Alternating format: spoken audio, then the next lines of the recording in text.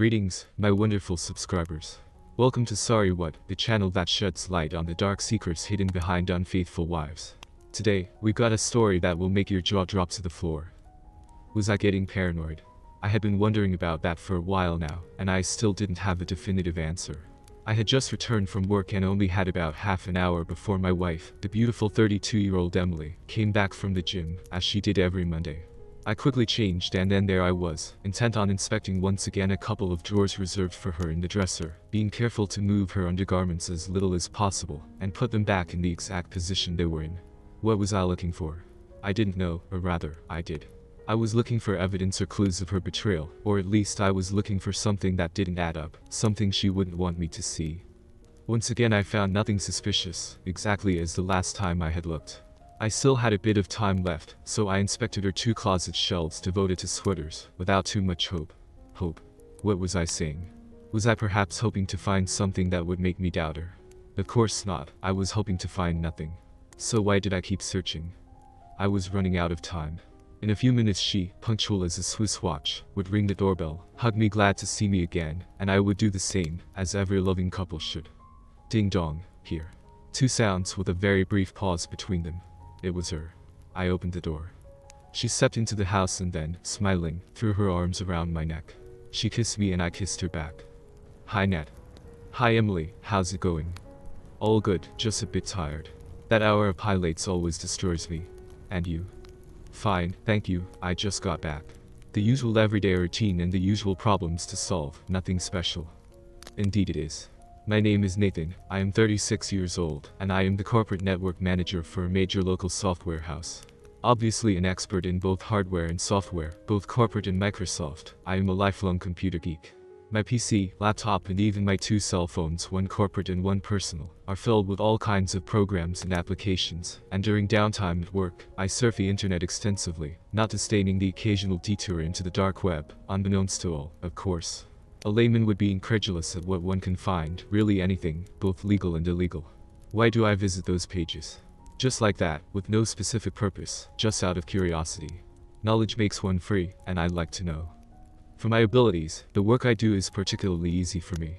Ensuring that the company network runs well and is fast, intervening immediately in case of failures or difficulties with staff computers, taking basic business software courses and other such amenities, is a no-brainer for those who know how to do it.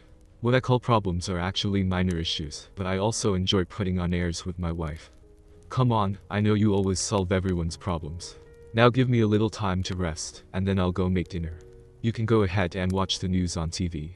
When it's ready, I'll call you. Okay, what's for dinner tonight? Surprise, surprise, you'll see when we're at the table, Emily said, smiling at me and nudging me toward the living room. Giggling I did as I was ordered and sprawled out on the couch. Then I pressed the remote control to turn on the TV and tune it to the appropriate channel. The voice coming out from the speaker did not cover my thoughts. I loved Emily. She was the love of my life, the ideal wife. Beautiful, loving, kind, exuberant. Tits of the perfect abundant size, a B-side to eat with your eyes. She was also intelligent, and sometimes our discussions on general topics highlighted this. She could listen, express her point of view clearly, sometimes admit when she was wrong and insist when it turned out she was right, until I acknowledged my mistake. She did not flirt with other men, and never gave me any reason to think poorly of her. Perfect. Too perfect. We had met at the tennis club. Perhaps, based on my job, you might think that I am a bespectacled geek who spends hours and hours in front of the computer without engaging in anything else or even having a social life. Nothing could be further from the truth. I am not an Adonis, but I am not bad either. I have a decent physique and as a young man I practiced martial arts before switching to tennis, a sport I have always enjoyed, both watching and playing, even competitively. While I was playing in a tournament, Emily was accompanying her little brother to a group class organized by the school. She noticed me, I noticed her, and I fueled my energy to win my match. We liked each other, dated and 2 years later we got married, increasingly in love. Emily is an elementary school teacher, and her pupils adored her. Her parents also doted on her, and she was overjoyed with her job, which she had wanted since she was a young girl. She loved being with the children, and also had the opportunity to almost always have the afternoon off, except on Tuesdays when the usual inter-school meeting with her colleagues was scheduled. So, twice a week, she took advantage of this time to go to the gym. Pilates on Mondays and machines and weights on Thursdays, to tone all her muscles. I too used to dedicate some of my time to physical activity, tennis of course, although I no longer played in tournaments. On Mondays there was singles play, and on Fridays we almost always managed to arrange doubles from 6:30 to 8:30 p.m., when the chances that we would all be available were greater. The club had indoor courts, so weather conditions were not a problem, and between quick showers and the drive home I was always home shortly after 9 p.m., still a decent time to have dinner. Except for work and time devoted to sports, everything else therefore remained for us, and our married life was still very good, now that we had been married for more than 6 years. After the initial long period of craziness and love's transport, we had calmed down a bit, and life had taken on its own routine. Weekend jaunts out of town or movies, regular summer vacations, almost always by the sea, but also short winter stays in the snow or in some European city, visits to our respective in-laws, etc. Normal things like everyone else. What about sex? We cuddled every night, intimate and close, but the real sex happened on Wednesdays and Saturdays, unfailingly beautiful. On the other days we were a bit tired, between work and sports activities, but Wednesdays and Saturdays were all ours, and sometimes we would change up the routine by adding Sunday mornings as well. Nothing was better than a little sex as soon as we woke up. Children we didn't have, and for the time being we didn't plan to have any, but it was by no means a closed discussion. Given our age, we would soon have to deal with it, and we would do so with joy. A wonderful marriage. So what? What was wrong with me?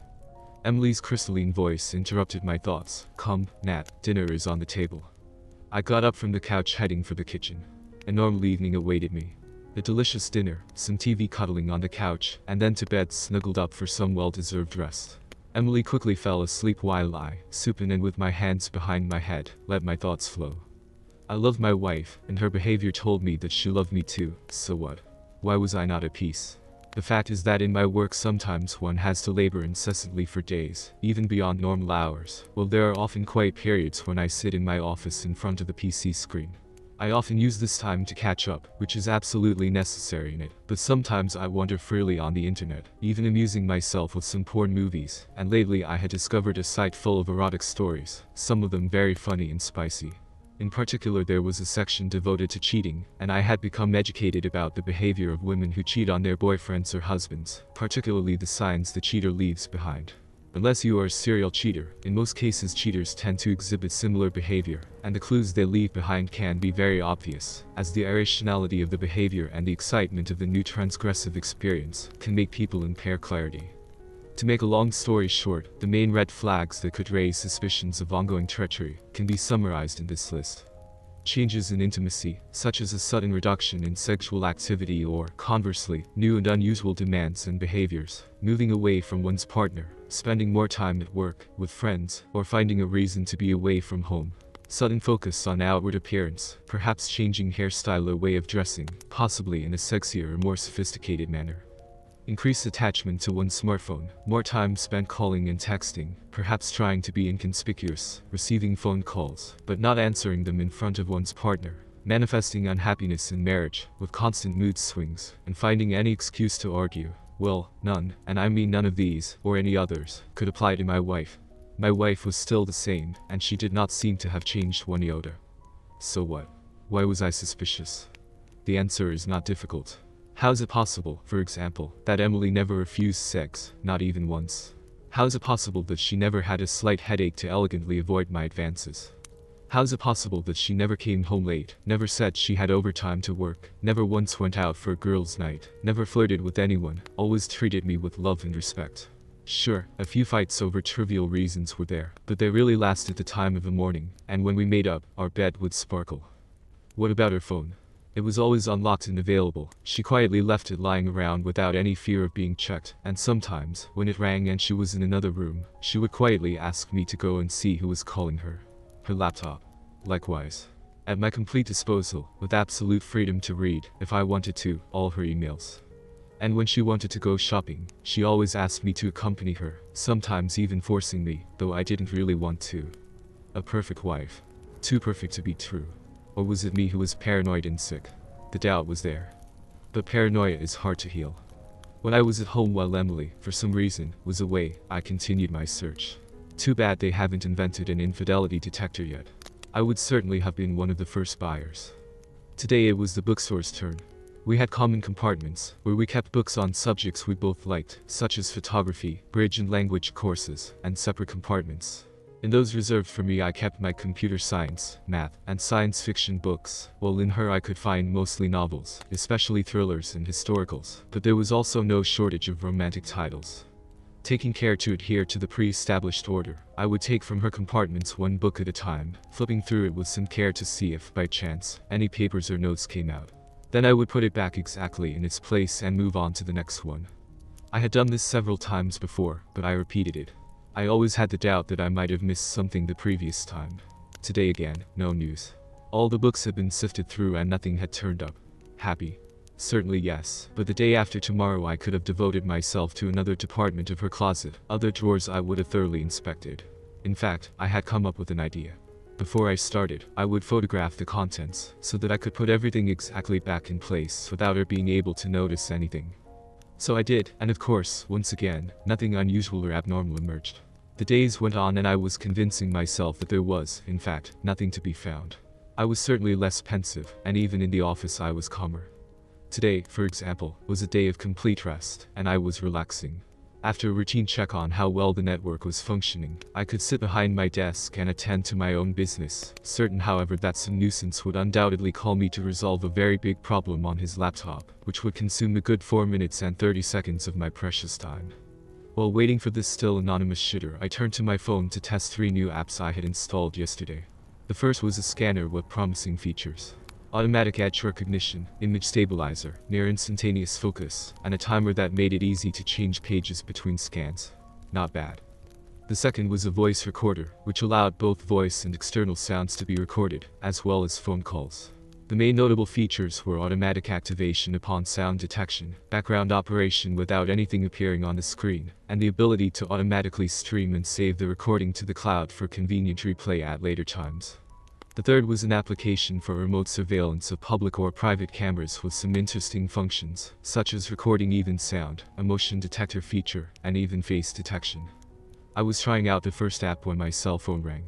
I looked at the calling number and gave myself a wry little smile. Murphy's Law had struck again. He was the occasional nuisance caller, but I would have forgiven him. He was one of the nicest and only called when necessary. Hi Bob, is there a problem? Yes, Nat, sorry to bother you, but the laptop has a problem. I'm not getting the desktop.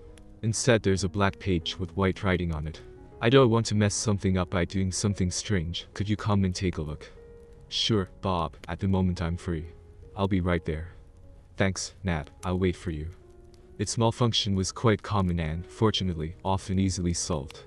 It had probably been turned off incorrectly the last time, perhaps by unplugging it before the laptop shut down completely.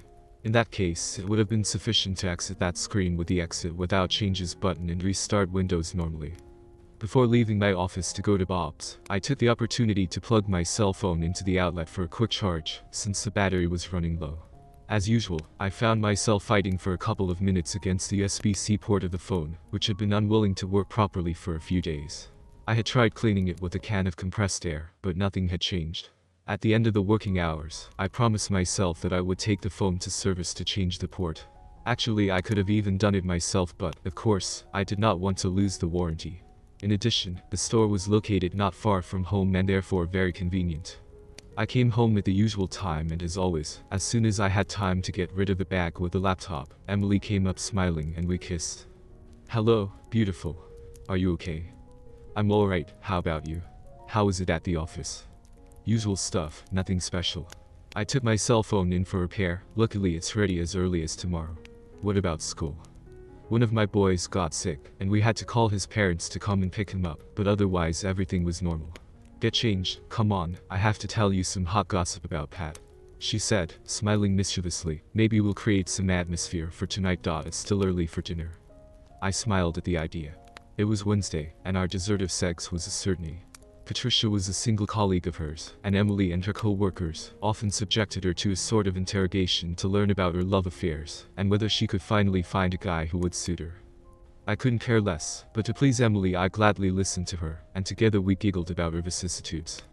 The after-dinner meal had the script already mapped out, but small variations were not lacking. After some time watching television squatting on the couch, just long enough to digest dinner a little, I kissed her, saying seriously, "I'm going to take a shower, then I'll wait for you in the room. After last time, I gave some lube to the bed net, and I need you to test if it still squeaks." She chuckled and said, "Certainly, I look forward to helping you out." At the end of the shower, I went to my room and sat waiting on the edge of the bed. When I heard the flow of water from the bathroom cease, I got up and quietly crouched behind the ajar door. Before long, Emily came in wearing only one of the beautiful undergarments I had given her. I was naked, and as soon as she crossed the threshold, it was the beginning of a beautiful, long and fulfilling evening of sex. By the end we were exhausted and fell asleep in each other's arms. The next morning I was not feeling well. I must have caught half a virus somewhere because I was very weak, with a stomachache, and felt a slight fever. Emily was firm and adamant. "Don't you dare go to work in this condition. I'm going to call and say you're not well. Tomorrow we'll see. If you're still sick, we'll call the doctor." I could not object. "All right, but you'll see it's nothing. I'll be better tomorrow." "Certainly, dear, we hope. Can you manage to be alone while I'm at work? You don't even have your cell phone. Do you want me to call too and stay home with you?"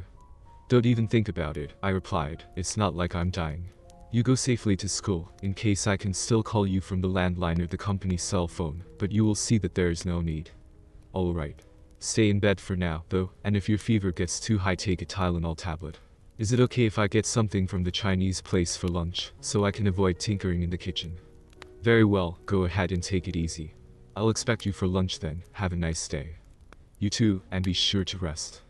She finished getting ready, then came up to give me a kiss before leaving for school, but I stopped her. "You'd better not stand too close to me. If it's a virus, I wouldn't want you to catch it too." Somewhat displeased, however, she could not object to my remarks, and we said goodbye by exchanging a virtual hand kiss. I got back under the covers and dozed off again.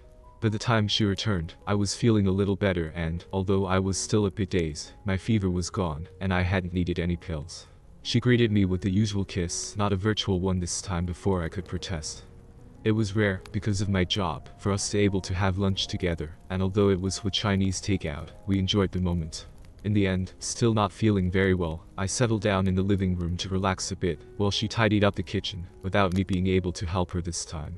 Shortly she joined me and, with soothing music playing in the background, while I fiddled with my laptop, she picked up her newly purchased book and continued reading.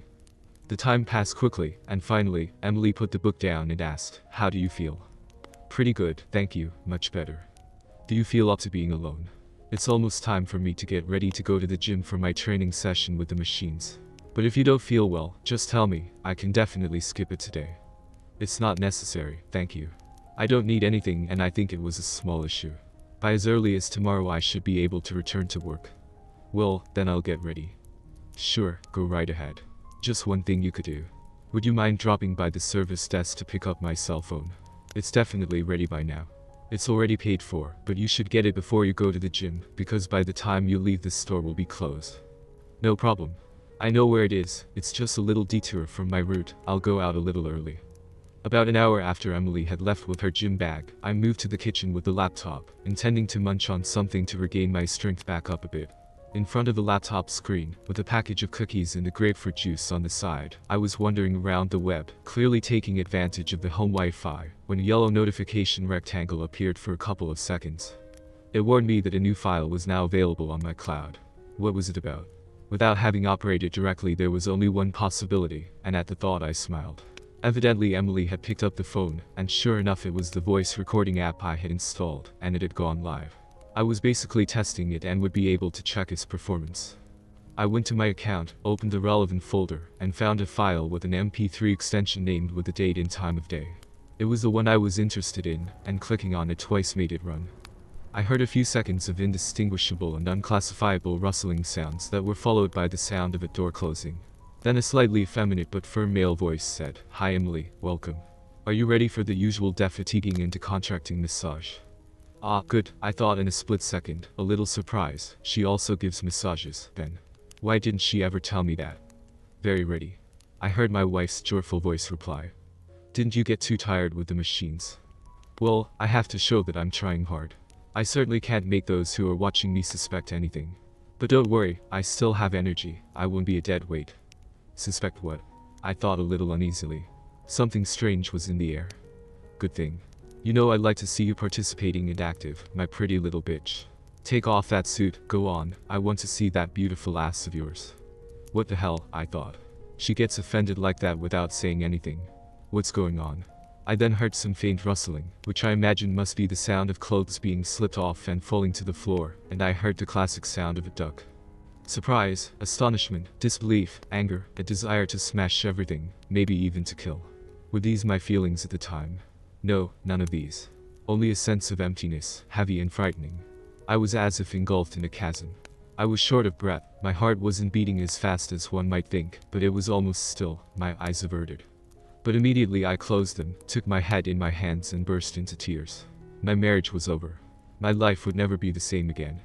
The laptop resumed spitting out voices, but I could no longer hear them. My ears were ringing, worse than severe tinnitus. Regular breathing was slow to return. I was like a zombie. Was I a weak man to cry like that? Crying at funerals is not considered weakness, and I was crying for the funeral of my marriage. It didn't last very long. I was starting to breathe again, lifted my head and wiped my tears away with my hand. I returned with the mouse to the audio window, put the recording back on from the beginning, and listened to it again in full this time. The intercourse lasted a good half hour, amidst screams, moans, interrupted sentences and 2 or 3 orgasms. I closed the audio by angrily pressing the mouse button. If there had ever been any chance of forgiveness in saving the marriage, it had immediately melted away like snow in the sun. A betrayal dictated by the lust of the moment would have had almost no chance of forgiveness and reconciliation, but a betrayal characterized by humiliation and disrespect would have had no chance of forgiveness. My marriage was over. And the culprits would pay. Going to counseling and trying to save the marriage. What the duck is counseling for? Only to try to make the innocent look on the wrong side. Save the marriage. As Carl Gustav Jung wrote, let fall what wants to fall. If you hold it back, it will drag you with it. Divorce. Definitely yes, but certainly not immediate. Oh no, not even considering it. The current laws are unjustly biased in favor of women. They provide women with equal asset division, primary custody of children, and financial support, even in cases of proven infidelity. This can leave men financially destitute and emotionally hurt, particularly when the ex-wife continues to live with a new partner at the ex-husband's expense. Could I have endured this? Of course not, and in the absence of an ironclad prenuptial agreement, which I did not have but now, in retrospect, regret not having pursued and strongly advise every newlywed to sign, I had to find another solution. If the law does not defend me, well, I will defend myself. I've always been a quiet and sociable guy, even at the cost of seeming sweet and submissive at times, but even before I took up martial arts, I never allowed people to walk all over me. Being nice and behaving well does not equate to being foolish and submissive. I was kind and good-natured and never struck first, but those who came looking for me always found me. For example, I remember when, as a kid, we often played in the yard after school exchanging comic books. There was also a boy, barely older than us, who sometimes took advantage of us by being a bit of a bully, such as giving 1 comic book and taking 2 in return, forcibly preventing the owner from reclaiming it. He attempted the same tactic with me, but after I simply took him by the hand, bending his fingers almost to the breaking point, and forcing him to kneel down to avoid more pain while begging me to let go, he stayed away for a long time. When he returned he had become more pliable and friendly. But back to the present. My mind, though shaken by what had happened, was already working feverishly. The hardest part would have been to play it cool with the slut, who moreover would soon be home again, nice and clean after a refreshing shower, not to wipe off her gym sweat, but to get her lover's cum off her dirty pussy. Bastard. I certainly never knew her well, but she didn't know me either. I will try to fill this gap of hers soon. Punctual as a utility bill, I heard the key turn in the lock and the door opened. Emily, my dearest Emily came in and, after throwing her bag on a chair, walked over and threw her arms around my neck, kissing me passionately. Then, with soft doe eyes, she said, I didn't ring because I didn't know if you were resting. How are you, Nat? Are you recovering? I looked at her, trying not to let anything show. How could she be so false? What monster had I married? The spirit of John Wayne had fortunately entered me and I replied, much better, thank you. I really think I can go back to work tomorrow. Maybe I'll even go to the doctor to see what he thinks. Good idea.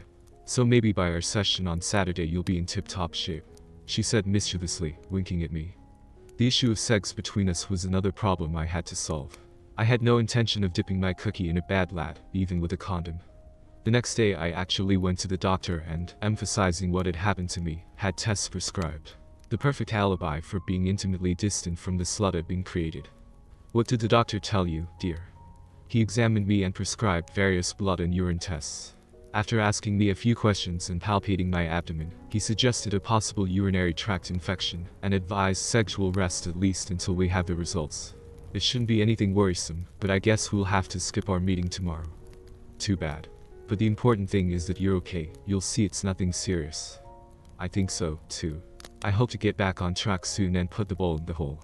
Of course, my intentions were and would be the exact opposite. The next day at work, I took 2 hours off work and went to my wife's gym, asking for information while pretending that I intended to join. I got the schedules for the various group classes, and the receptionist also pointed out to me the 2 instructors who alternated during the opening hours, one of whom was Mark. His special feature was that, in addition to assisting the goers, he performed recovering massages upon request in a small private room. I was well aware that besides massages, much more could happen in that little room, away from prying eyes. Though seen from a distance, Mark was immediately obnoxious to me. Sure, certainly because he was the asshole who had ducked a married woman, indeed, my married woman, but not only because of that. He was the typical arrogant jock, long hair, obviously statuesque physique, who undoubtedly had killer abs beneath his tight t-shirt. His I'm all about me posture, falsely deferential to the gentle sex, loose talk, and a 24-tooth smile, were the printed cliché of the tombeur de femmes.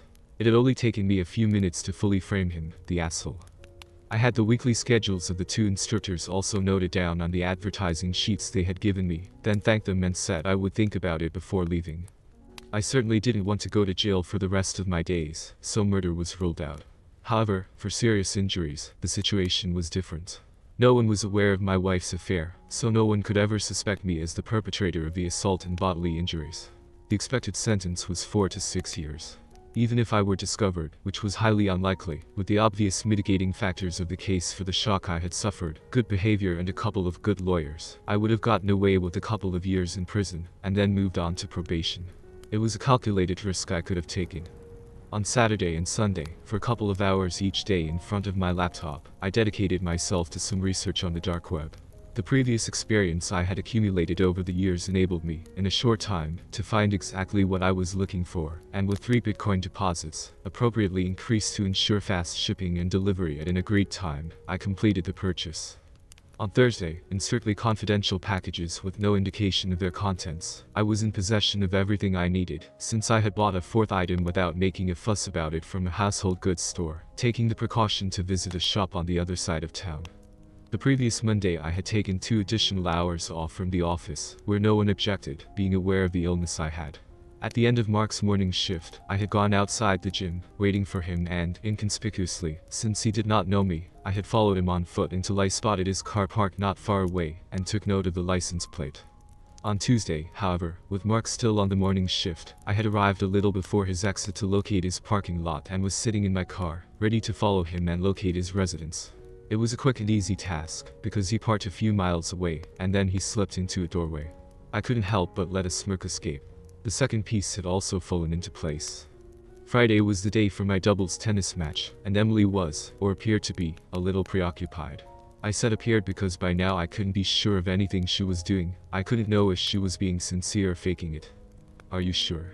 Have you recovered well from your illness so you can play sports? What about your infection? I replied, smiling and winking, yes, I feel good now. I've already missed Monday, and I don't want to lose my shape.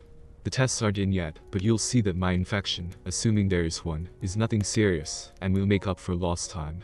This time it was the spirit of Harrison Ford that had come to my aid. I finished packing my bag, not forgetting to add the tube of newly purchased balls, and then left not without exchanging the usual affectionate kiss with sweet Emily. Sometimes I truly had a hard time pretending that nothing had happened. Be careful, don't hurt yourself. I'll be waiting for you for dinner. Kiss you, were her parting words. In fact, I was not going to play tennis at all. I had been in touch with my usual companions, whom Emily did not know, and had declined the appointment, citing my illness last week as an excuse, which, after all, had been real. I loaded the tennis bag into the trunk, right next to my capacious hiking backpack, where I had already put everything I needed. Then I calmly headed for the area where the asshole lived. I parked well away from his front door and waited for the right moment. When the time came, I took my backpack out of the trunk and carried it to the back seat. While still inside, I pulled out one of my purchases. A simple pair of rubber boots of size 13, 3 sizes larger than mine, which I had properly weighted down with lead. If by chance the police were going to take any footprints, they would find those of a person of a far different size and weight than mine. I checked the time and exited the car, carrying my backpack on my shoulder. I was bundled up in a black waterproof down jacket with a hood. Given the season, it was already dark and cold. My attire was absolutely justified. Not a soul could be seen around, and I slowly approached the asshole's residence. It was almost time for his return from the gym, so I stopped behind a parked car, carefully observing the surrounding area, hoping that no passersby or cars would interfere with my plans. I would have to postpone it until next Friday, leaving the two bastards with another week of quiet and ducking. But fate was on my side.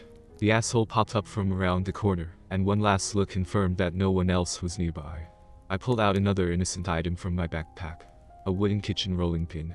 As Mark was about to put the key in the door, I leaped out from behind the car and gave him a hard bludgeoning on the head, knocking him unconscious and dropping him to the ground. Quickly I took out, from my backpack, my dark web purchase, this one not so innocent. It was a vial of propofol at 2.5 milligrams kilogram, which I swiftly injected into the asshole's arm. Propofol is the most commonly administered drug for the induction of general anesthesia. It induces ultra-short-acting deep sedation. Onset at 30 seconds, duration 5 minutes. For the next 5 minutes the asshole would be at my mercy. He wouldn't feel anything, but after those 5 minutes passed, of course he would feel. I imagined his screams.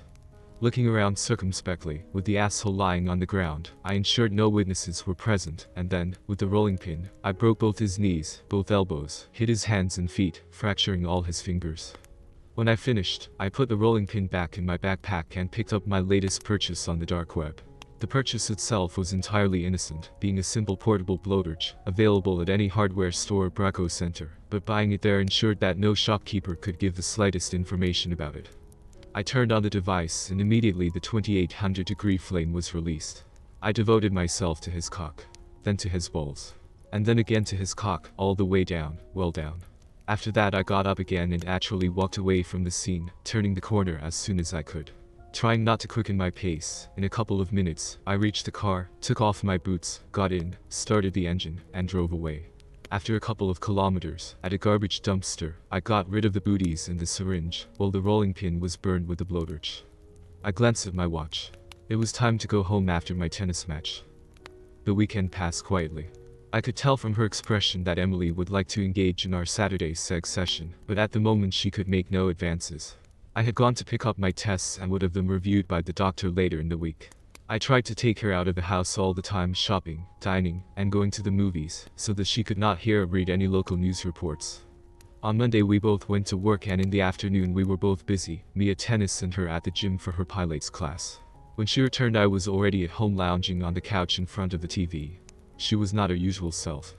"Hello Nat," she said, approaching for the kiss, but without the usual enthusiasm.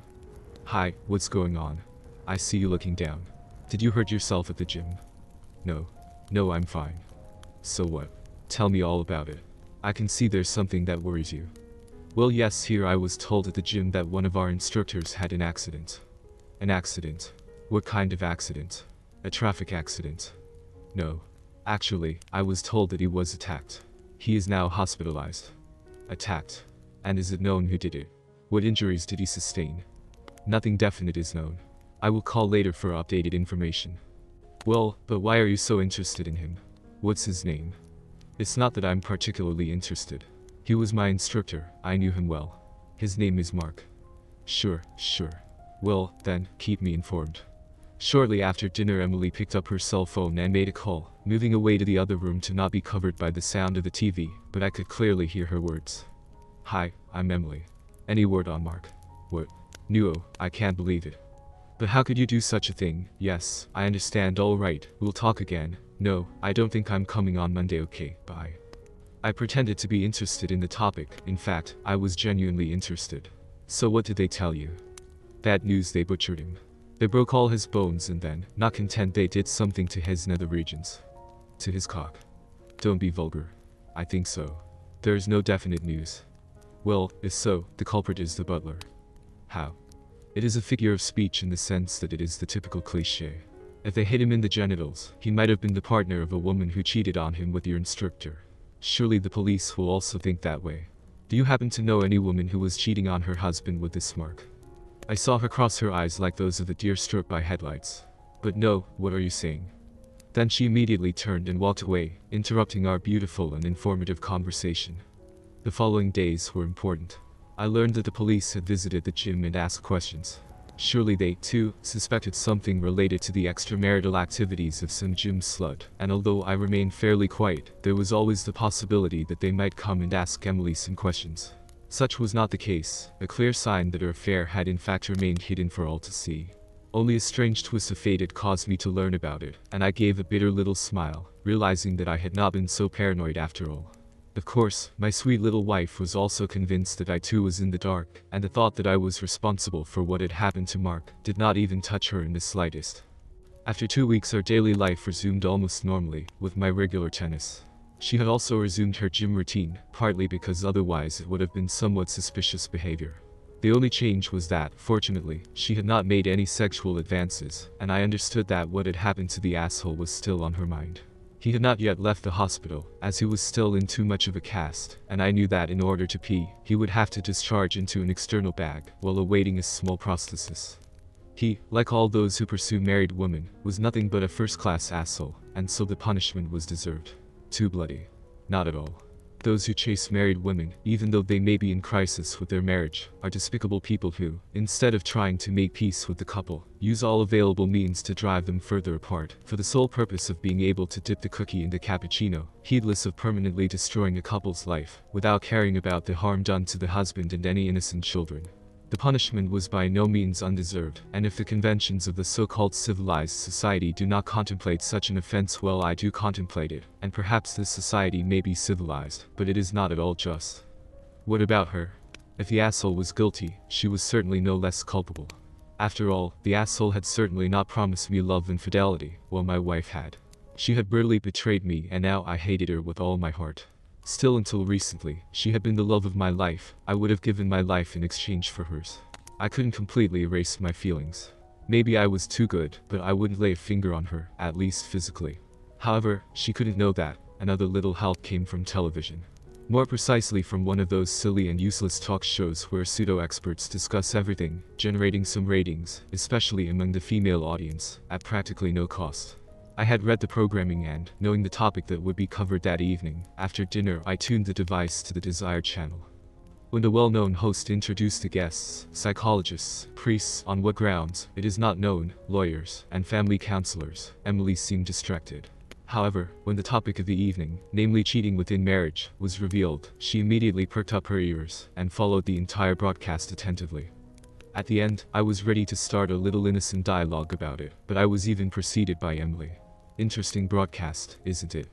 Yes, quite, I replied, trying not to appear particularly intrigued. She continued, since the world began, men have always been cheaters. If women do it too now, it's just a fair equality. She has started the skirmishes. One more piece had fallen into place and I could go wild. Statistics say that, contrary to the past, it is now women who cheat more than men, although they are more reluctant to confess it during interviews. Maybe it's because a woman with a lover remains a slut, while a man is a Latin lover. This is an old cliché, which at most explains why women admit it less, but does not clarify why women cheat more. Well, they certainly have more opportunities, more possibilities. Of course, but that has always been the case. What has changed is the different perception of betrayal that men and women have. Meaning, whereas in the past, a woman who cheated did so, in general, only when she fell in love with someone else, perhaps even because of a bad marriage, now she also does so to pluck, shall we say, the forbidden fruit, for the thrill of adventure, for the sake of making a fool of her husband without getting caught. Perhaps she is sure that, even in the event she is discovered, she would certainly be forgiven. You can't throw away a marriage for a fling. Here's the thing. And that's why a woman is more willing to forgive cheating than a man. For her, cheating is, all in all, a minor issue, easily overcome, perhaps with some cheap counseling, while for a man it can represent the end of the whole relationship, built on trust and loyalty. You wouldn't forgive a little betrayal, said Emily now in a slightly trembling voice. I think you should know me by now. Cheating is never a mistake, but a choice. The cheater is a vile and disgusting person, an asshole who creates irreversible damage, heedless of all the harm done, with no regard for the sadness, pain, anger, humiliation, frustration, fear and trauma inflicted on the betrayed person. Such a person cannot be forgiven, and I think it should be considered a crime, on par with rape. Both create not so much physical as psychological and mental damage, sometimes irreversible. But if she were sincerely repentant and promised not to do it again, couldn't you just forget and forgive her? No, it would just gross me out, and I could never approach her intimately again. The idea of sticking myself inside her dirty pussy would disgust me. I would feel sick just thinking about it.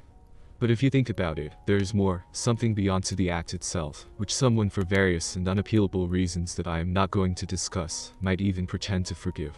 Yes, I say pretend because in reality deep down he would never truly forgive her, for the simple fact that one cannot forget on command, and therefore the memory of his wife intimately indulging another will continue to haunt him. The fundamental issue is something else. If a person cheats, you cannot erase the betrayal, you cannot go back. It is not like pressing the del key on a computer keyboard. A person who has cheated, whether once, 10 times or 100 times, becomes a traitor, and this label will remain forever. Assuming this, how is it possible to feel like staying next to a betrayer? How can you stay next to someone who looks you in the eye and says hello, I love you before going to work, yet instead goes maybe to lunch with her boyfriend? How do you stay next to a person who, when she comes home, kisses you like it's nothing, even though she may have just been ducked by her lover? How can you bear to be next to a person who lies so well that they don't get caught? How can you stay next to someone as fake as Judas? Only a brain-damaged person could tolerate such a woman. Emily paled and did not say another word. She quickly got up from the couch and, also to hide her state and nervousness, headed for the kitchen. I am generally not a vengeful person, but her betrayal was obviously bringing out the worst in me. The die was cast, and the next evening she, in obvious tension and curious to know my thoughts to the end, could not contain herself and returned to the subject. You told me yesterday that you would never forgive betrayal. Sure, that's right. And if by chance, of course absolutely hypothetically, you came to find out that I had betrayed you, what would you do? Would you leave? Would you divorce me? Why are you asking me this question? It's not that you cheated on me, is it? Absolutely not, she said with conviction, but this time with a look that was not as sure as she would have liked. It's just a no. A simple conversation. So let's converse, I thought to myself. Well, in the event that I find out about your cheating, which of course I don't want to even consider, a simple 50-50 divorce would be too little for me. So what? So, first, I would burn your lover's cock, and then I would arrange for your murder. Out of the corner of my eye I saw her pale, with her mouth wide open. She was silent for a few seconds and then stammered, my murder. Of course, your murder. If you cheated on me, you wouldn't happen to hope to get away with it, would you? Of course, I couldn't do it personally. I would be the prime suspect. I would contact 2 good illegal immigrants, while also providing myself with a solid alibi for the day when the operation is scheduled to be executed. I saw her almost faint, and to avoid betraying myself with my facial expression, I turned around and headed to the kitchen to get a beer. Then, regaining my impassivity, I concluded by saying, well, but since you never betrayed me, you can rest easy, right? I turned around again so that I could sneer freely without being seen. Over the next 2 days Emily was a shadow of her former self. She spoke in monosyllables, ate little. I caught her looking at me suspiciously, jerked at every slightest opportunity, went to bed early, continuously tossing and turning throughout the night. Surely she was connecting the dots of the hypothetical pattern, and the hypothesis that I had anything to do with it, or rather that I was directly responsible for the assault on her lover, was now more than a mere doubt. The possibility that mine had been an entirely general speech, without relevance to the actual case, was objectively quite slim. If so, she must have certainly felt that her life was in danger. I almost felt a little sorry for her, but thinking back to what she had done behind my back, I went ahead with my plan. The next day, at the end of an unusually quiet dinner, with only a few monosyllables exchanged on both sides, after finishing the last drop of wine from my glass, casually and without looking directly at her, I said, "The big boss called me into the office today." "What did he want?" "They organized a refresher course in Mountain View, where people from all over will come, each representing a software house, and they chose me to attend." She looked up, watching me with attentive eyes, then made up her mind. "And when do you have to go?" "I'm leaving in 10 days, and I'll be gone for a week." Pale as a floor rag, she did not utter another word, and, getting up, walked away unsteadily on her legs. "I don't feel well, I'm going to bed for a while." Over the next 2 days, it seemed that her mind was reeling. She acted like a schizophrenic, keeping as far away from me as possible and, unable to teach, she took sick days from work. I played with her like cat and mouse. Eventually, not wanting to pull too hard, I offered her the planned way out. As Emily sat on the living room couch with her gaze lost in emptiness, I walked over and sat down next to her. Surprise, she looked at me quizzically, waiting for what I had to say, and she did not have to wait long. You know, I thought back to our conversation a few days ago concerning betrayal within marriage. Have you changed your mind?